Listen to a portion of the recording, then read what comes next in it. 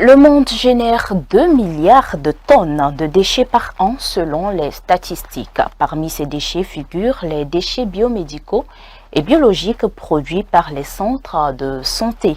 Ces déchets peuvent être infectieux, contenir des substances chimiques toxiques et bien sûr représentent un risque de contamination tant pour le patient que pour l'environnement. Il va donc sans dire qu'une bonne gestion de ces déchets s'impose, en particulier pour les déchets anatomiques et biologiques. Comment assurer cette gestion efficace? Nous en parlons dans ce dossier de Nachatia Zodi. Ces deux incinérateurs font partie des techniques parmi tant d'autres qu'adopte le CMS d'Agué-Kakaveli pour détruire les déchets médicaux de l'hôpital. Une fois détruits, tous les débris de ces déchets sont versés dans cette fosse à cendres. Les déchets anatomiques humains, eux, sont gérés d'une autre manière. Avant de remettre, par exemple, le placenta aux parents de la femme accouchée, ou bien au mari, on les désinfecte d'abord avant de les remettre pour leur rituel.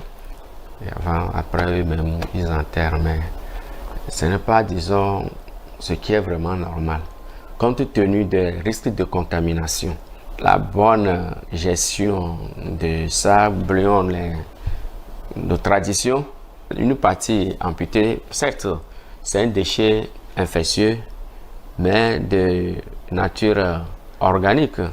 Donc ça, on peut passer par l'enfouissement simple, comme on enterre un corps. Ce n'est pas bon de remettre vraiment aux familles, d'aller faire quoi que ce soit. Certes, il peut toutefois regarder et voir maintenant l'élimination finale.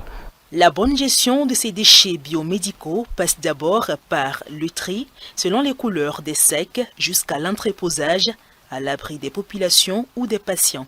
Une mauvaise gestion de ces déchets peut entraîner des conséquences graves à long terme. Si je prends par exemple les patients, les AES, les accidents d'exposition au sang, la plupart c'est lié au tri qui est mal fait. Et puis ça vous expose à des maladies infectieuses comme les hépatites C, l'hépatite B et puis le VIH qui est aussi là-bas, surtout pour le personnel de santé. Maintenant pour le patient aussi peut être exposé aussi à ces maladies infectieuses. Supposons peut-être c'est le goutte de sang qui est tombé peut-être quelque part et puis par mégarde, peut-être c'est sur un lit, peut-être c'est mal géré, puis vous avez reçu un patient. Le patient secoue, ce patient secoue aussi d'autres risques infectieux. Si la santé vaut de l'or, il est alors indispensable d'éliminer ces déchets en toute sécurité pour le bien-être de toute la population.